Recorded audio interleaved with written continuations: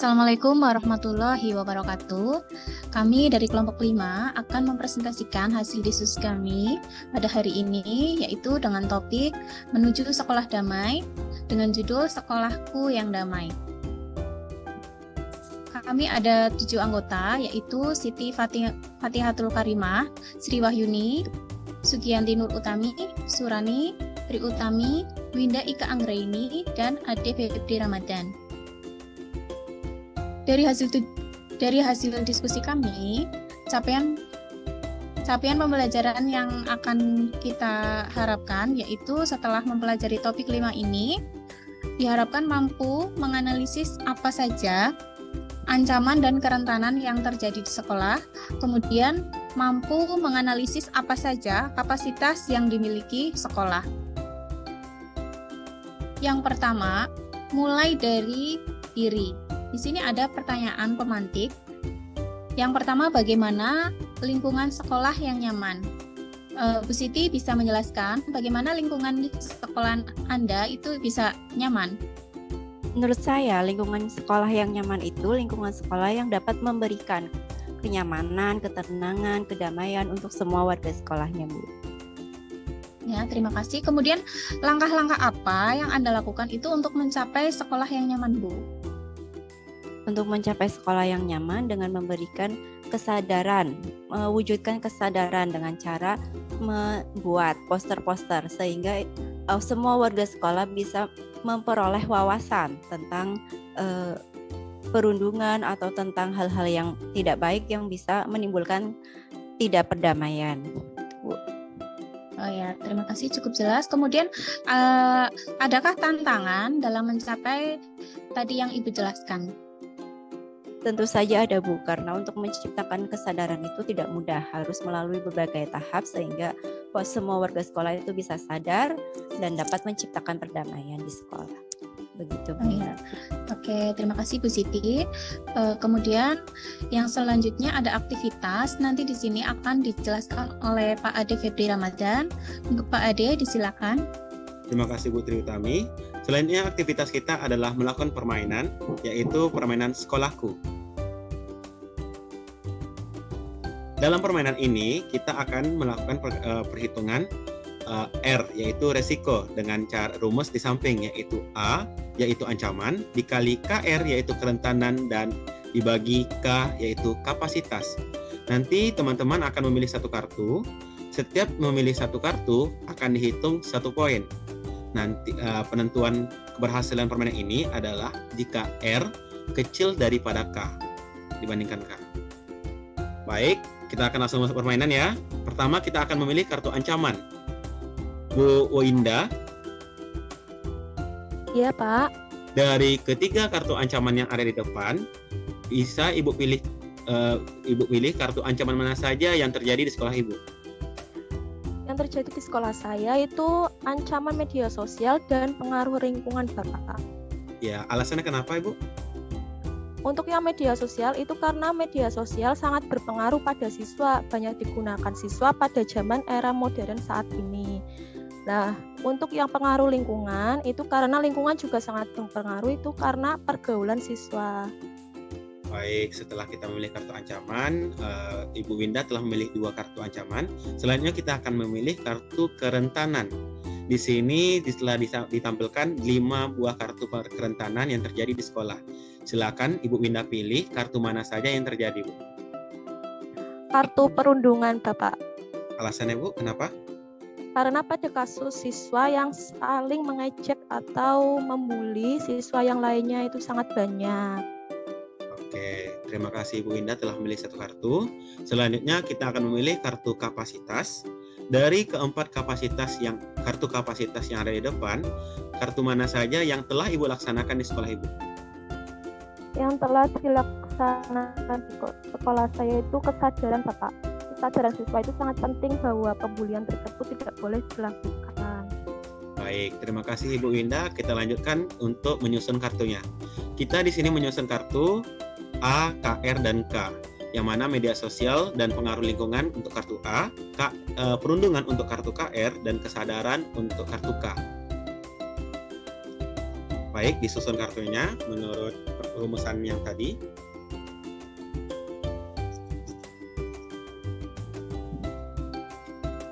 Nah, sehingga dijumpai hasil 2 kartu A dikali 1 dibagi 1. Yang mana hasilnya berapa Ibu Windah? 2 dikali 1 dibagi 1. Hasilnya 2, Bapak. Nah, oke, hasil R-nya sama dengan 2. Kalau menurut peraturan kita tadi, apakah hasil perhitungan Ibu berhasil, sukses, atau gagal, Bu? Gagal, Bapak, karena Masih itu gagal. iya, masih sangat. Ya, berarti permainan Ibu masih gagal ya. Oke, lanjut, Bu. Nah, dari permainan tadi, coba kita diskusikan dan renungkan berapa pertanyaan berikut ini ya, Bu ya. Yang pertama, kenapa permainan tadi masih dianggap gagal, Ibu? Karena resikonya lebih besar, Pak. Ya, karena perjanjian kita di awal tadi, resiko itu harus kecil daripada K agar bisa dikatakan berhasil. Lalu, apa yang harus dikuatkan, Bu, untuk mengurangi resiko tersebut? Menambah kapasitas. Menambah kartu kapasitas. Ya, kita harus menambah kapasitas. Nah, jadi kalau kita ingin menambah kapasitas, apa yang kartu kapasitas apa yang akan ditambahkan? Tadi kan udah 1 nih, kesadaran. Kartu mana lagi, Bu, yang mau kita tambahkan? Selanjutnya akan dijelaskan oleh Ibu Sugianti Nur Utami.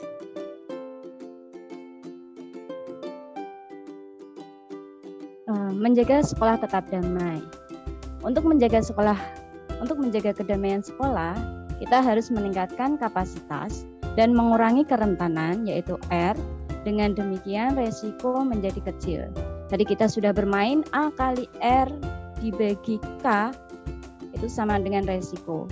Jadi A ini adalah sebuah ancaman yang memang datang dari luar dan tidak bisa dikendalikan.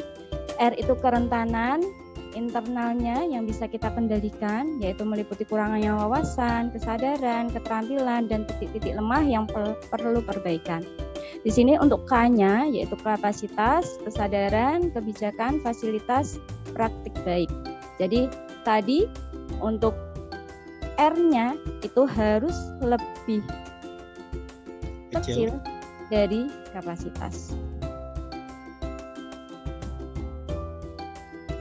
Membangun sistem meningkatkan kapasitas. Apa itu sekolah damai? Seperti yang Bu Siti jelaskan, sekolah yang damai yaitu sekolah yang aman, menyenangkan, dan menciptakan budaya yang damai. Komponen sekolah damai sendiri yaitu terdiri dari kebijakan, interaksi, promosi, sarana, dan partisipasi. Dasar sekolah damai sudah diatur dalam 1 prinsip penyelenggaraan pendidikan, yaitu pasal 4 ayat 1 UU Sisdiknas yang berisi tentang demokratis, berkeadilan, tidak diskriminatif, HAM, nilai keagamaan, nilai kultural, dan kemajemukan bangsa. Ada lagi di 10 hak anak atau konvensi hak anak PBB, dan yang terakhir sekolah ramah anak yang diatur dalam Permen, PP, dan PA nomor 8 tahun 2014. Untuk selanjutnya bisa dijelaskan Bu Sri. Ya, terima kasih Bu Sugianti. Adapun kerentanan perundungan atau bullying adalah perilaku tidak menyenangkan baik secara verbal, fisik maupun sosial di dunia nyata maupun dunia maya yang membuat seseorang merasa tidak nyaman, sakit hati, dan tertekan baik dilakukan oleh perorangan maupun kelompok. Perundungan dianggap telah terjadi bila seseorang merasa tidak nyaman dan sakit hati atas perbuatan orang lain padanya. Perundungan bisa diibaratkan sebagai benih dari banyak kekerasan lain, misalnya tawuran, intimidasi, pengeroyokan, pembunuhan, dan lain-lain. Tertulis dalam Kemendikbud pada tahun 2018. Konsep yang kedua yaitu tentang kerentanan kekerasan seksual.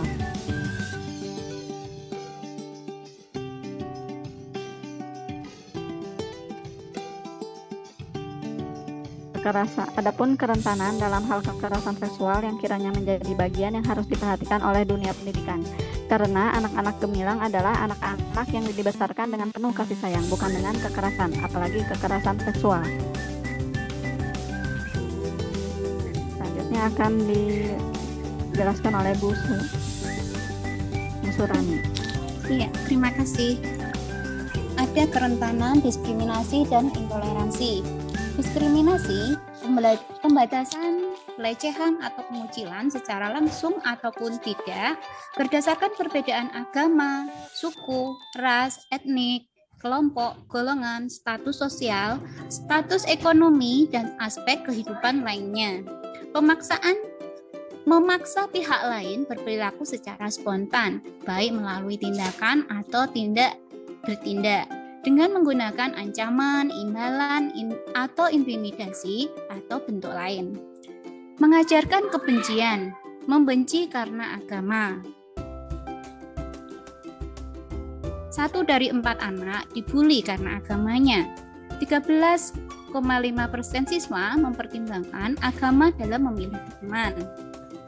Laporan KPAI, anak-anak disebut kafir karena beda agama. Siswa SD diancam teman-temannya karena beda agama. Peringatan, anak belajar membenci karena mencontoh orang dewasa. Lanjut. Survei sekolah damai. Kita mengaplikasikan untuk menguatkan kondisi damai di sekolah. Ayo lakukan beberapa misi berikut ini. Buatlah survei terkait kondisi sekolah Anda dengan cara membuat list terhadap aspek-aspek berikut. Yang faktor eksternal yang tidak bisa dikontrol oleh sekolah. Yang kedua, kerentanan. Faktor internal atau hal-hal yang bisa dikontrol dan ditingkatkan menjadi kapasitas. Kapasitas, hal-hal yang menjadi kekuatan sekolah. Demikian presentasi untuk hari ini. Terima kasih. Terima kasih untuk kelompok 5, hasil presentasinya sudah dipaparkan. Mohon maaf apabila ada salah-salah kata. Wassalamualaikum warahmatullahi wabarakatuh.